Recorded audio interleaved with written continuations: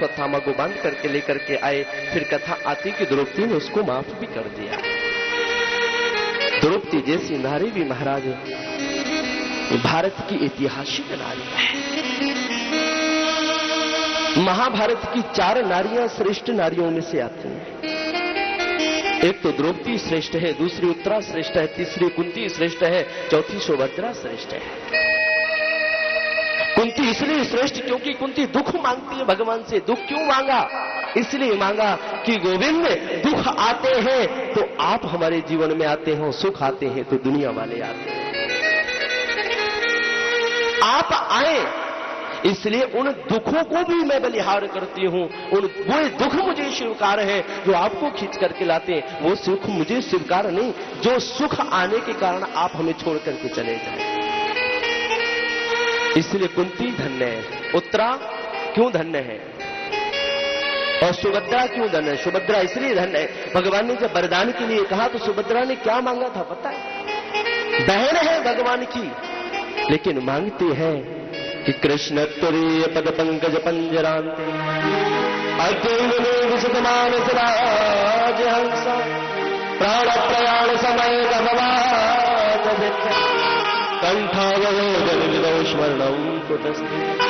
बोले गोविंद कुछ देना है तो बस आपके चरण कमल रूपी, आपके चरण रूपी कमल का मेरा मन रूपी भौरा आपके मकरंदों का पान करता रहे, आपके चरण के आपके कमल रूपी चरणों का पान करता रहे, रसस्वादन करता रहे, मेरा मन आपके चरणों में लगा रहे और कुछ भी मांगने की जरूरत नहीं। इसलिए सुभद्रा श्रेष्ठ है, कुंती दुख मांगती इसलिए श्रेष्ठ है।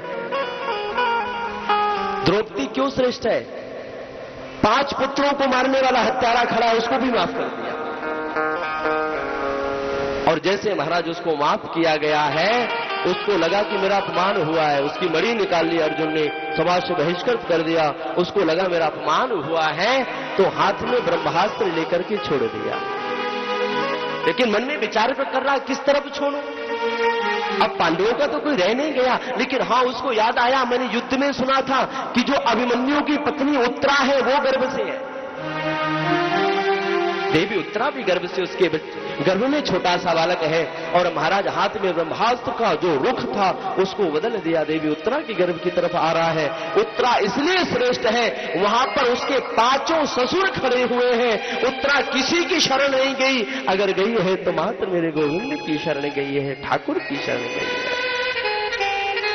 और उत्तरा कहती है कि पाही पाही महायोगिन देव जगत नान्यम तद भयोपस्थ यत्र मृत्यु परशु। गोविंद मैं आपकी शरण हूं, आपकी शरण हूं, क्योंकि मैं ये जानती हूं अगर मेरी कोई रक्षा कर सकता है ब्रह्मास्त्र से तो आप कर सकते। यहां जितने भी खड़े हैं सब मृत्यु के ग्रास खड़े हुए हैं, आप मेरी रक्षा करें, आप मेरी रक्षा करें। दोनों हाथ ऊपर उठाए उत्तरा ने भगवान से बार बार निवेदन किया। और विशेषता देखी यहां उत्तरा की, आवित भवति मामेशा सरस्तप्ता है सो भी वो कामम दहतु माम नाथा गर्भो मैं गर्भो निपात्यताम। कहती है कि गोविंद ये ब्रह्मास्त्र मुझे जलाता है, जला करके राख कर दे, लेकिन मेरे गर्भस्थ शिशु को कुछ नहीं होना चाहिए, गर्भस्थ शिशु मेरा सुरक्षित रहे। ये एक मां का आदर्श है। एक मां कह रही है मेरा शरीर नष्ट होता है, नष्ट हो जाए, पर मेरे गोविंद गर्भस्थ शिशु को कुछ ना होने पाए। जिसको देखा तक नहीं, मां का लाड़ देखो, मां का प्रेम देखो, मां की ममता देखो। महाराज जिस बालक को देखा नहीं उस मां के प्रति, उस बालक के प्रति इतना प्रेम। और आज की माताएं तो महाराज स्वयं भ्रूण हत्या करवाती है। राम राम राम। भ्रूण हत्या करवाना माताओं याद रखना सबसे बड़ा पाप है, सबसे बड़ा अपराध है। भ्रूण हत्या जो मां करवाती है उसको मां कहलवाने का अधिकार नहीं है, वो मां के नाम पर कलंक है। अरे मां तो वो होती है जिस बच्चे को देखा नहीं उसके प्रति इतना प्रेम है मां का। और जो स्त्री डॉक्टरों के पास जाकर के स्वयं भ्रूण हत्या करवाती है वो स्त्री चंडालिनी की तरह है। दुष्टा नारी है, ऐसी नारी पर कभी विश्वास भी नहीं करना चाहिए। अरे जो स्त्री अपने पुत्र की नहीं हो सकी वो क्या तेरी होगी? महाराज मां कहते ही दुनिया की सारी मिठास समाहित हो जाती है उस मां शब्द में।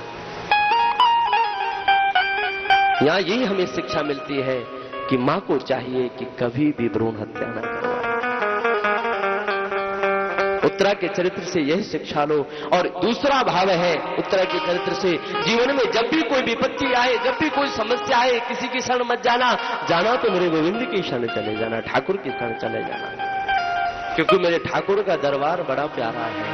आइए, एक बड़ा सुंदर भाव है, सरकार का दीदार बड़ा प्यारा है और गोविंद का प्रेम भी बहुत प्यारा है। तो आइए एक भजन के माध्यम से और 2 मिनट सब लोग देखो कीर्तन, और जिसको नृत्य आता है ठाकुर के दरबार में नाच भी सकते। बड़ा प्यारा है गोविंद मेरा प्यारा, गोपाल बड़ा प्यारा, गोविंद मेरा प्यारा,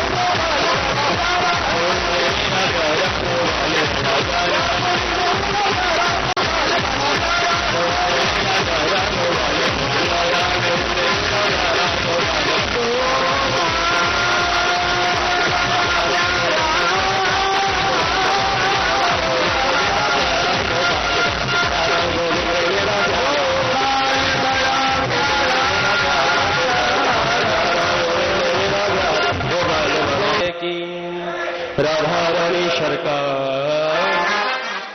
जय जय श्री राधे श्री राम, जय जय श्री राम, जय जय श्री राम।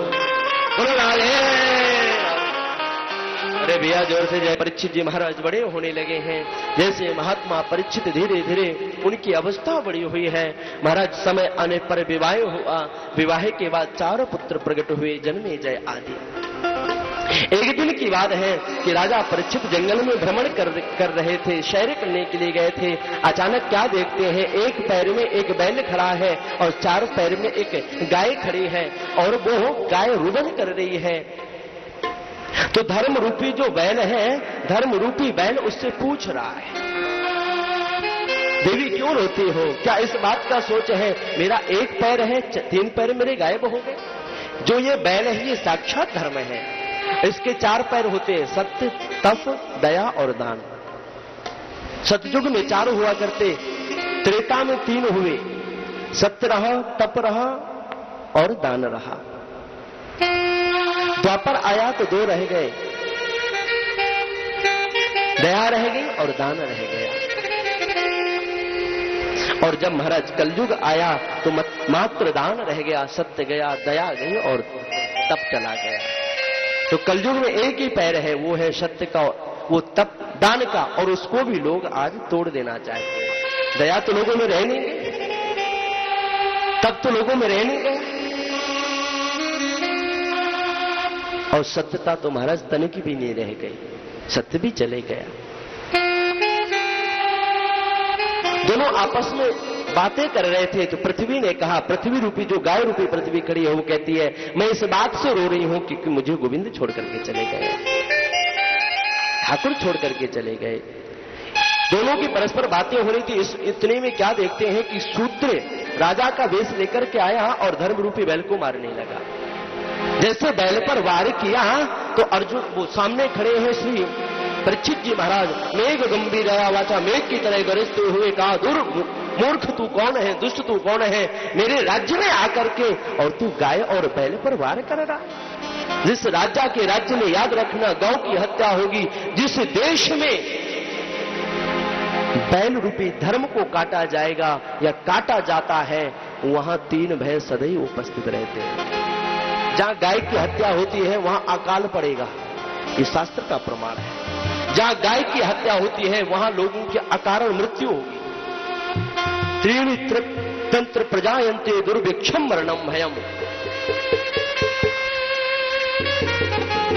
और जहां गाय की हत्या होती है उस देश को दूसरे देश से सदैव भय बना रहेगा। आज हमारे भारत को दूसरे देश से भय बना हुआ है, अमेरिका ना लूट ले, अमेरिका ना खा जाए, फलाना देश ना खा जाए। क्यों भय बना हुआ है? क्योंकि आज हमारे राष्ट्र में, हमारे देश में गौ हत्या चल रही है। और आज गौ हत्या को रोकने का सामर्थ्य किसी ने नहीं महाराज। अरे राज्य हमारा है, देश हमारा है, क्या उन दुष्टों को हम सबक नहीं सिखा सकते? क्या हमारे देश का राजा हमारे घर की मां को काटा जा रहा है और भारत का बेटा शांत बैठा हुआ है। हमारे सामने हमारी मां को नग्न किया जा रहा है और धिक्कार है ऐसे संतानों को जो शांत बैठे हुए महाराज। जब तक राजा कुछ नहीं करेगा प्रजा क्या करेगी? राजा शांत बैठा हुआ है। तो जहां गौ की हत्या होती है वहां 3 भय सदैव रहते हैं। अकाल आज क्यों नहीं, बरसात क्यों नहीं? अभी तो महाराज कुछ नहीं, समय आने दो, क्या क्या होता है। जहां जिस राजा के राज्य में दुष्टता हुई या ज्यादा भ्रष्टाचार हुआ, पाप बढ़ा, वहां फिर बारिश नहीं होती थी। पहले भी ऐसा हुआ करता था, 100-100 वर्ष तक महाराज बारिश नहीं होती थी, प्रजा भूखी प्यासी मर जाती थी, एक दूसरे का मांस नोच नोच करके लोग खाते थे। एक ही उपाय फिर रह जाता, कोई और तो उपाय रह नहीं जाता। पैसा थोड़ी कोई खा लेगा, पैसा खाया नहीं जाता, पैसे से खाने की वस्तु खरीदी जाती है। जब खाने की वस्तु नहीं रह जाएगी तो पैसा कहां से लाओगे? इसलिए कोशिश करो कि जो हमारा धर्म का एक पैर रह गया है वो जरूर सुरक्षित रहे, वरना महाराज याद रखना इस धरती में फिर अकाल पड़ने से कोई रोक नहीं सकता है। अगर नेक कर्म होते रहेंगे, धर्म होता रहेगा। और आज के राजा भी क्या कहते हैं बता, आज के जो दुष्ट राजा है वो कहते हैं यज्ञ होता है, हवन होता है तो उससे ज्यादा गर्मी बढ़ती है, प्रदूषण ज्यादा होता है। उन मूर्खों को ये बताओ फैक्ट्रियों से प्रदूषण नहीं होता, यज्ञ करने से प्रदूषण हो रहा है। ऐसे ऐसे मूर्खों की सोच हो गई है, दुष्टों की सोच हो गई है। जब रावण जैसी बुद्धि होती है ना तो सर्वनाश भी महाराज एक न एक दिन हो ही जाता है। परीक्षित ने देखा मेरे राज्य में गाय की हत्या कर रहा है, गौ को मार रहा है, हाथ में तलवार लेकर के दौड़ पड़े, निकल जा मेरे राज्य से।